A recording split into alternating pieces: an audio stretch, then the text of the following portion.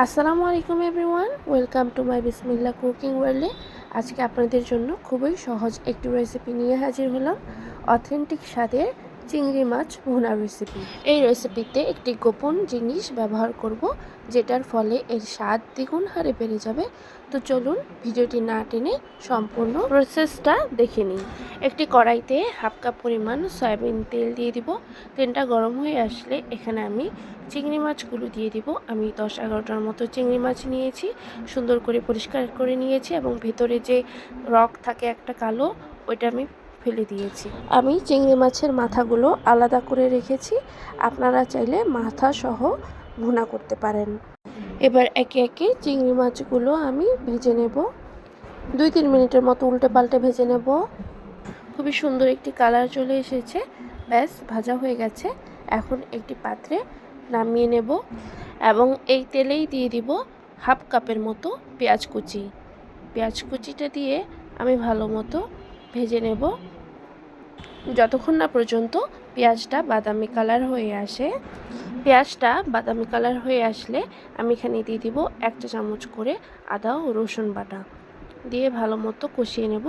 এখানে দিয়ে দিব সামান্য পরিমাণ পানি এবং 1 চামচের মতো হলুদ গুঁড়ো ও 1 চামচের মতো মরিচের গুঁড়ো ও স্বাদ মতো লবণ দিয়ে ভালো মতো কষিয়ে নেব। মশলাটার উপরে তেল ভেসে আসলে বুঝতে হবে এটা কষানো হয়ে গেছে। এখন এখানে সেই গোপন জিনিসটা ইউজ করব, কাজু বাদাম বাটা। এখানে আমি 7-8টার মতো কাজু বাদাম একটু পানি দিয়ে বেটে নিয়েছি। আপনারা এখানে কাজু বাদামের পরিবর্তে চীনা বাদামও ইউজ করতে পারেন। নেড়ে চেড়ে নেব, ভালো মতো মেশাতে হবে এবং অল্প অল্প পানি দিয়ে আমি ভালো মতো কষিয়ে নেব, যাতে মশলাটা পোড়া না লেগে যায়। মশলাটা পুড়ে গেলে তেতো তেতো লাগবে, এটার স্বাদ নষ্ট হয়ে যাবে। তাই চেষ্টা করবেন অল্প অল্প পানি দিয়ে এটা কষিয়ে নিতে। তো ব্যাস আমার কষানো হয়ে গেছে। এখন এখানে আমি দিয়ে দিব চিংড়ি মাছগুলো ভেজে রেখেছিলাম, সেগুলো দিয়ে হালকা নেড়ে চেড়ে নেব। আবার একটি ঢাকনা দিয়ে ঢেকে রান্না করব প্রায় 7-8 মিনিটের মতো।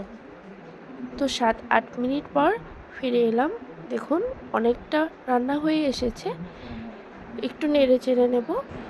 তো এ পর্যায়ে দিয়ে দিব হাফ চামচের মতো জিরা গুঁড়ো ও হাফ চামচের মতো ধনে গুঁড়ো। একটু নেড়ে চেড়ে নিতে হবে। তো নামানোর আগে এখানে আমি 2-3টি কাঁচামরিচের ফালি দিয়ে দিব এবং 2-3 মিনিটের মতো রান্না করে নেব। ব্যাস তৈরি হয়ে গেছে দারুণ মজাদার অথেন্টিক স্বাদের চিংড়ি মাছ ভুনা রেসিপি। গরম গরম ভাতে এই রেসিপি দিয়ে পুরো 1 প্লেট ভাত নিমিষেই শেষ হয়ে যাবে।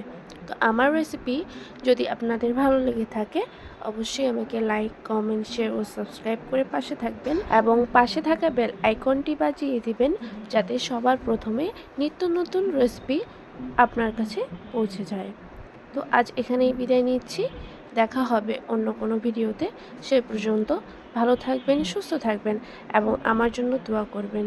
আল্লাহ হাফেজ।